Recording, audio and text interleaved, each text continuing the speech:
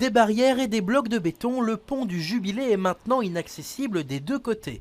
Après quelques mois d'une première phase des travaux, c'est le coup de massue pour certains riverains. On a toujours du retard de livraison, donc voilà. Après, les clients ne sont pas contents. C'est une fois l'autre pont qui est dans la parallèle et une fois ce pont, on est pris au dépourvu. C'est toujours une grande boucle. Alors je ne vous dis pas les files indiennes au niveau des bouchons, circulation. Et alors le nouveau traçage qui nous a implanté, boulevard Newport, ça n'arrange pas du tout. Maintenant, un an plus, c'est catastrophe. Aujourd'hui commence donc le gros œuvre des travaux pour ce chantier géré en partie par la SNCB.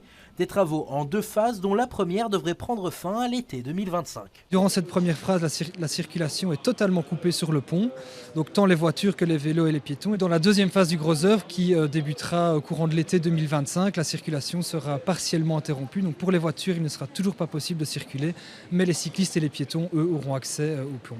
D'ici là, des déviations sont conseillées via la rue Picard, l'avenue du Port et la rue de l'Entrepôt.